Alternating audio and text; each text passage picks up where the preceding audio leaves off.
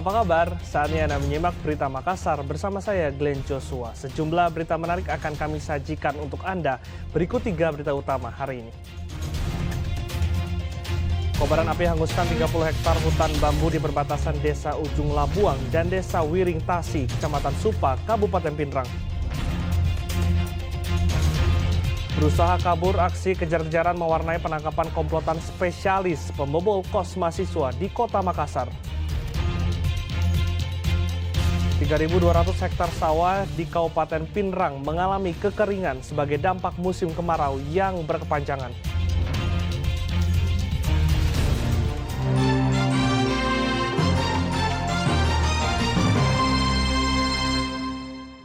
Kita ke berita pertama, 8 hektar hutan dan lahan di kawasan wisata Pohon Pinus Malino, Kabupaten Goa terbakar pada Kamis pekan lalu. Diduga api berasal dari gesekan daun-daun kering karena dampak kemarau akibat kencangnya hembusan angin.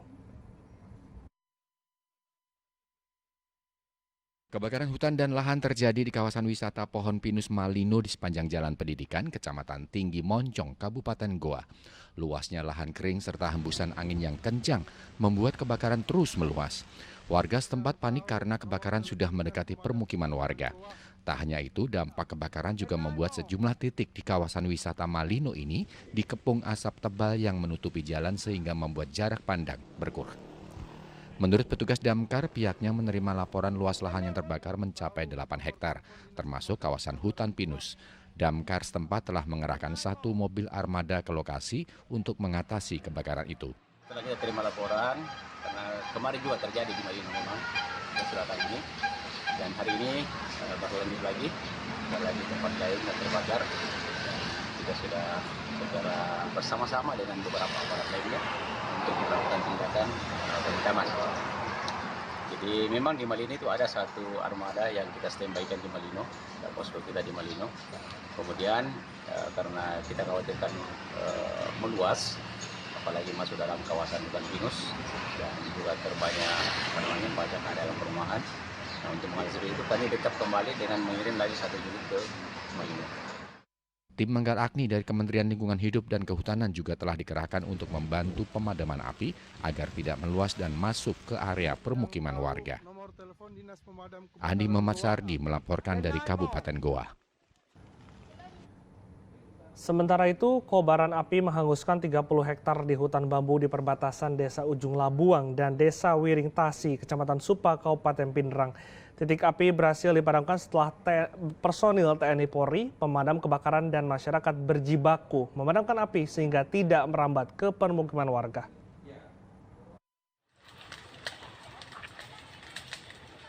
Kobaran api melahap hutan bambu di perbatasan Desa Ujung Labuang dan Desa Wiring Tasi, Kecamatan Supa, Kabupaten Pinrang pada Sabtu malam pekan lalu.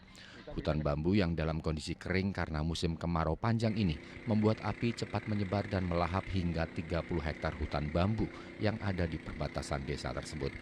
Komandan Pos Angkatan Laut Pinrang mengatakan titik api yang menyebar di hutan bambu itu bisa dipadamkan setelah personel TNI Polri dan Damkar serta warga setempat berjibaku memadamkan si jago merah agar tidak menjalar ke permukiman warga.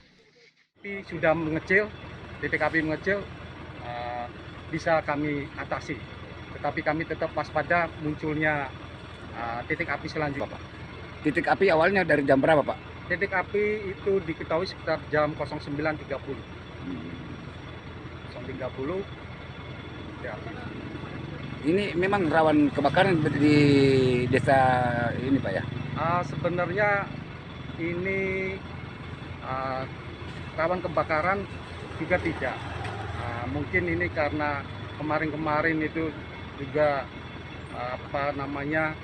panasnya begitu tinggi, bisa saja kebakaran itu disebabkan oleh bambu yang bergesekan, kena terik matahari, kena angin, sehingga bisa menimbulkan percikan api. Atau juga faktor human error seseorang yang membuang putung sembarangan dan sebagainya. Itu juga kami tidak bisa memastikan sebab daripada kebakaran tersebut. Tapi kami yang penting ini sudah bisa diatasi dan kebakaran bisa dipadamkan semuanya. Belum diketahui secara pasti penyebab kebakaran hutan bambu ini, namun diduga api berasal dari kesalahan manusia atau akibat terjadinya gesekan antar bambu sehingga menimbulkan percikan api. Suwardi Gatang melaporkan dari Kabupaten Pinrang. Personil TNI Polri dan Satpol PP berpatroli di lokasi kebakaran hutan dan lahan Karhutla di wilayah Kota Parepare. Salah satu titik yang dipantau adalah objek vital pembangkit listrik tenaga Bayu atau PLTB yang berbatasan dengan Kabupaten Sidrap.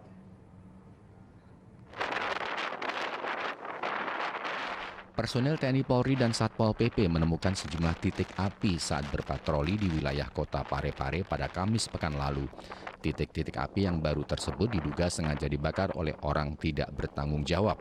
Komandan Kodim 1405 Malu Setasi mengatakan, kuat dugaan lahan-lahan itu sengaja dibakar oleh pemiliknya kemudian ditinggalkan.